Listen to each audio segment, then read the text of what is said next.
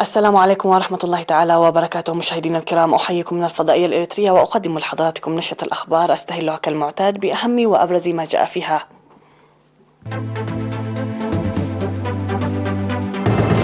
الإريتريون في الخرطوم يعقدون مؤتمرهم التنظيمي الأول.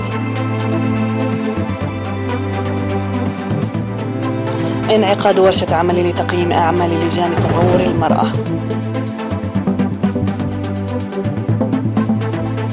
أنشطة تعليم الكبار في مديرية تورونة تحقق تطورا ملموسا.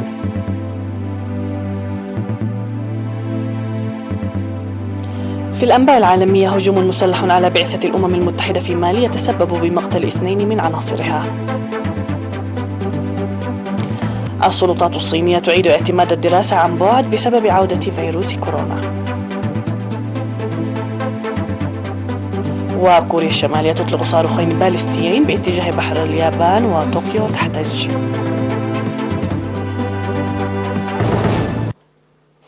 إلى تفاصيل النشر، أهلا بكم. عقد الإريتريون في العاصمة السودانية الخرطوم مؤتمرهم التنظيمي الأول في مناسبة شهدت سيمينارا وأوراق عمل وغيرها من البرامج تحت شعار التنظيم كمرحلة ضرورية. وذكر سعادة السفير عيسى أحمد عيسى في الكلمة الافتتاحية التي ألقاها أعضاء التنظيمات لتطوير العلاقة الحالية كمنظمين ومشرفين على البرامج الحكومية والشباب لتعزيز دورهم الرائد في كافة البرامج الوطنية. وقال إن التفاهم والتنسيق والتعاون بين المواطنين ضمان للانتصار المحقق. وذكر في الوقت ذاته أن التصدي يعتبر سلاحا أساسيا صنع معجزات لرفع الوعي وتمتين الصفوف خلال مراحل متعددة، داعيا المواطنين وخاصة الشباب لتطوير أنفسهم بالمعرفة العلمية والمهنية وتقوية تصديهم لإبراز حبهم الوطني والدفع بالجهود الجارية. وذكر مسؤول الشؤون الجماهيرية السيد إسماعيل موسى أن المؤتمر يساعد في وضع خارطة طريق للمؤتمرات التي تنظم خلال عام 2023 ويخلق أرضية صلبة ومناسبة للبرامج المستقبلية ببحث أوضاع التنظيمات الراهن. وناشد التنظيمات لتسيير أنشطة التصدي والتحدي مدركين دورهم الفعال في البرامج التنموية الوطنية والعمل القوي بتقوية تنظيماتهم والتعرف على القصور لخلق وحدة وطنية. وألقى رئيس تنظيم الجبهة الشعبية للديمقراطية والعدالة في الخرطوم السيد تخلى برهان عقبة ميكائيل كلمة ممثلا لكافة التنظيمات أوضح فيها أن وصولنا إلى هذه المرحلة متجاوزين كافة التحديات السابقة خير دليل على الصمود والتصدي القويين، داعيا كافة التنظيمات للعمل بتفان، مشيدا بكافة الدعم الذي قدمته ولا زالت تقدمه لهم السفارة لإنجاح كافة أنشطتهم.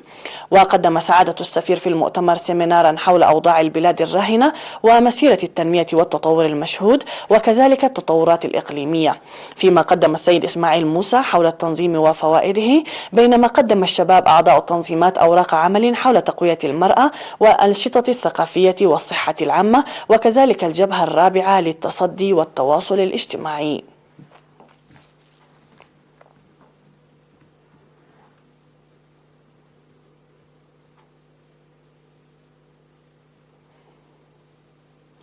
نظم الاتحاد الوطني للمرأة في 15 و16 من ديسمبر في العاصمة أسمرة ورشة عمل لتقييم أنشطة لجان تطور المرأة في الأقاليم المنفذة خلال 3 سنوات مضت. وقالت رئيسة المرأة السيدة خاتسفة ميكائيل في افتتاح الورشة إن الورشة تهدف لتقييم الجهود الجارية من أجل تطور المرأة وكذا الإنجازات المحققة، وإضافة إلى التحديات ووضع برنامج استراتيجي بالحفاظ على المنجزات. وذكرت أن المرأة الإريترية اكتسبت قدرات كبيرة ووعي عال بمشاركتها الفعلية إبان الكفاح المسلح وعززتها خلال المراحل المختلفة بعد الاستقلال، إلا أنه يتطلب عمل متفاني لتحقيق مسيرة الانعتاق بالكامل.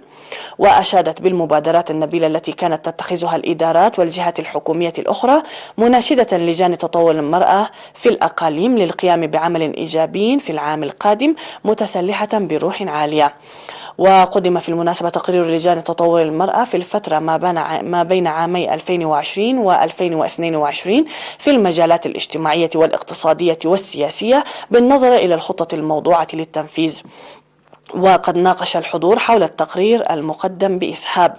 كما شهدت الورشة التي استمرت لفترة يومين تقديم سيمينار يحسن من قدرات لجان تطور المرأة في الأقاليم عبر خبراء الكفاءة المؤسسية الوطنية ومكتب الإحصائيات الوطني. في ختام الورشة وزع على المشاركين برنامج عمل لعام 2023 الذي أعد بالتركيز على الخطة الاستراتيجية الخمسية.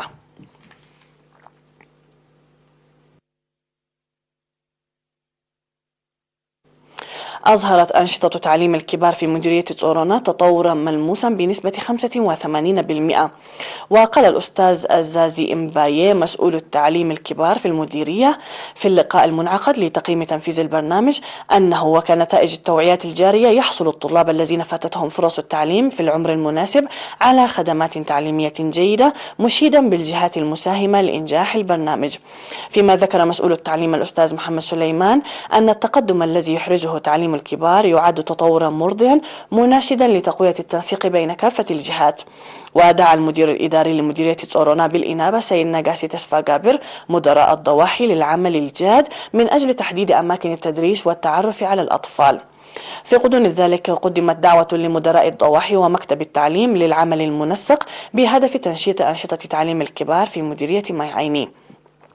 وقال مسؤول التعليم في المديرية الأستاذ صالح موسى إن 30 طالبا فقط أكملوا من أصل 63 طالب سجلوا لمتابعة التعليم، وهذا دليل على ضعف النشاط، موضحا وجود مواطنين أميين في بعض مناطق المديرية، مناشدا مدراء الضواحي للعمل الجاد بهدف إنجاح الاستعدادات الجارية لبدء تعليم الكبار في تلك القرى خلال عام 2023. وناشد المدير الإداري لمديرية ماي عيني بالإنابة سيد كفل منقس الإدارة والشركاء للقيام بتوعيات مكثفة استفادة سكان تلك المناطق جيدا من البرنامج.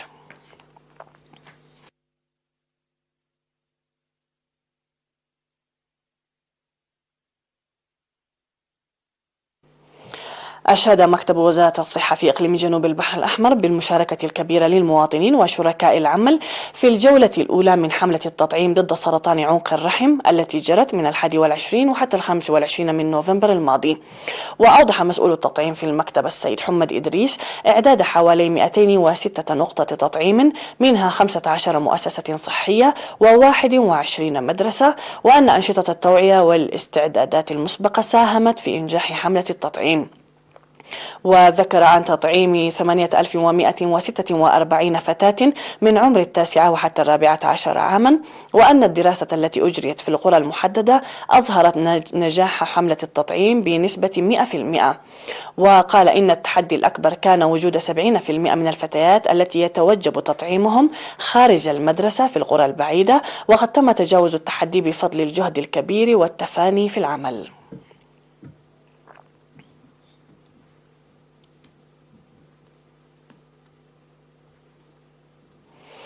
أعلن الخبراء الزراعيون والمزارعين في مديرية عاد قيح بأن بذور البطاطس المحسنة من الجيل الثالث الذي تم زراعته عبر المزارعين النموذجيين ظل يحقق نتائج جيدة.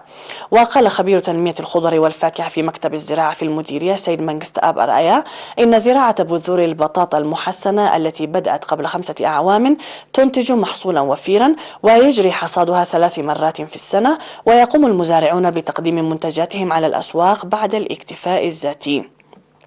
وأشار سيد منقس آب إلى أن الحكومة تشتري البطاطا من المزارعين بزيادة 25% من أسعار الأسواق تشجيعا لهم.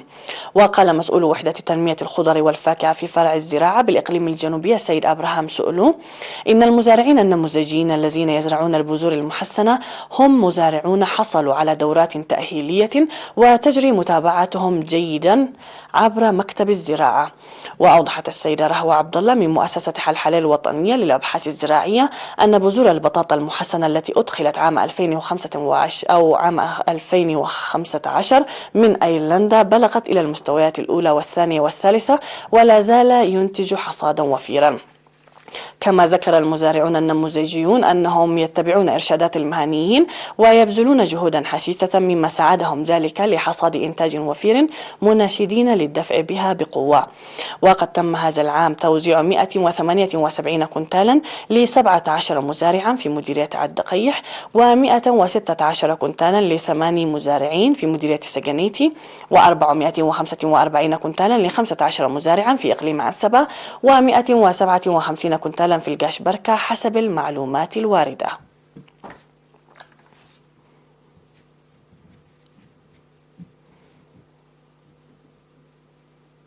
سيداتي سادتي، نعود مع الأنباء العالمية بعد فاصل قصير.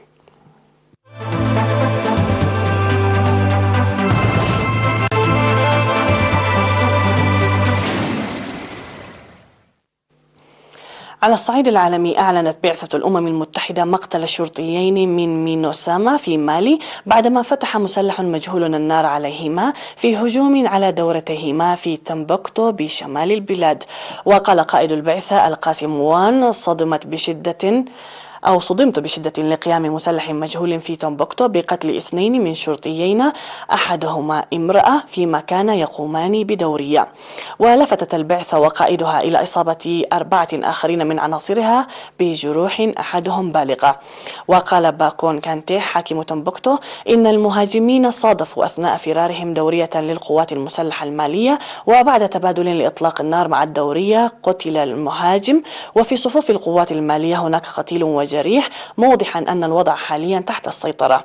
وتشكل البعثة الأممية مع القوات المالية أحد أبرز أهداف المقاتلين الذين يستهدفون الوجود الأجنبي ورموز الدولة.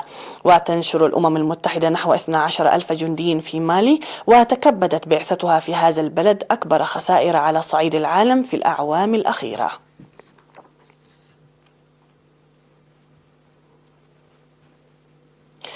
قررت السلطات الصينية اعتماد الدراسة عبر الإنترنت في مدارس مدينة شنغهاي بدءا من الاثنين المقبل بسبب عودة فيروس كورونا كوفيد-19 إلى البلاد، في حين توقعت دراسة حديثة أن يودي الفيروس بحياة 1,000,000 شخص في الصين هذا الشتاء. وأمرت الحكومة الصينية السلطات المحلية في المناطق الريفية بزيادة المراقبة والرعاية الطبية للعمال العائدين إلى مناطقهم مع اقتراب العام الصيني الجديد يناير المقبل، في مسعى لتجنب تفشي الفيروس في المناطق ذات الموارد الطبية المحدودة. كما صدرت أوامر بضرورة ارتداء العائدين إلى بلدانهم وقراهم كمامات وتجنب الاتصال بكبار السن. ولم تسجل لجنة الصحة الوطنية في الصين أي وفيات رسمية بكوفيد-19 منذ رفع القيود. وكان قد تم الإعلان عن آخر وفيات رسمية في 3 من ديسمبر الجاري، علما بأن إجمالي الوفيات الناجمة عن الجائحة وصل في الصين إلى 5,235 حالة وفاة. وديسمبر الجاري رفعت الصين بعضا من القيود التي فرضت لمكافحة كوفيد-19. أطلقت كوريا الشمالية صاروخين باليستيين باتجاه بحر اليابان والمنطقة الاقتصادية باليابان، وذلك في أول اختبار للأسلحة النووية من بيونغ يانغ خلال الشهر. من جانبه رصد جيش كوريا الجنوبية إطلاق الصاروخين الباليستيين الكوريين الشماليين من منطقة بوجينغاري الشمالية الغربية، في حين قدمت الحكومة اليابانية احتجاجا رسميا إلى كوريا الشمالية بشأن إطلاقها للصاروخين الباليستيين تجاه بحر اليابان في وقت سابق، ما يثير حالة من التوترات في المنطقة. وقالت هيئة الأركان المشتركة الكورية الجنوبية حسب ما أفادت وكالة أنباء يونهاب الكورية الجنوبية أن كوريا الشمالية أطلقت الصاروخين في اتجاه بحر الشرق، فيما أعلن حرس السواحل الياباني سقوط صاروخ خارج المنطقة الاقتصادية الخاصة باليابان، موضحة أن الصاروخين أطلقا بفارق 50 دقيقة. تجدر الإشارة إلى أن كوريا الشمالية أطلقت أكثر من 60 صاروخا باليستيا هذا العام، مسجلة بذلك رقما قياسيا غير مسبوقا.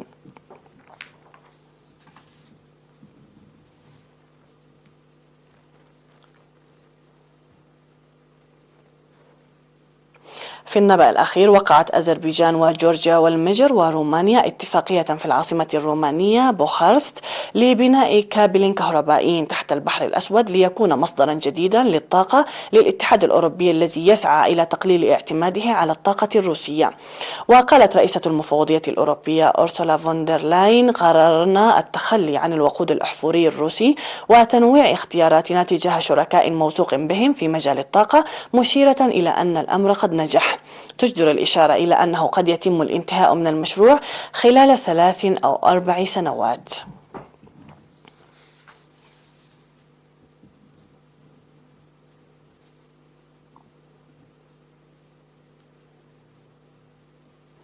سيداتي سادتي، إليكم تذكير بالعناوين ختاما للنشرة.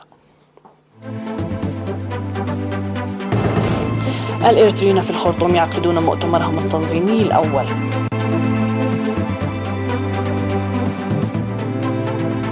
انعقاد ورشة عمل لتقييم أعمال لجان تطور المرأة. أنشطة تعليم الكبار في مديرية سورونا تحقق تطورا ملموسا. على الصعيد العالمي، هجوم مسلح على بعثة الأمم المتحدة في مالي يتسبب بمقتل 2 من عناصرها. السلطات الصينية تعيد اعتماد الدراسة عن بعد بسبب عودة فيروس كورونا.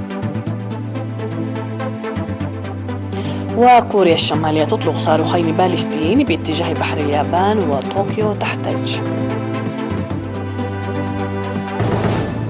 مشاهدينا الكرام، هكذا نكون قد وصلنا وإياكم إلى نهاية النشرة قدمناها لكم من الفضائية الإريترية. في الختام، إليكم تحياتي وتحيات الفريق العامل، نستودعكم الله، إلى اللقاء.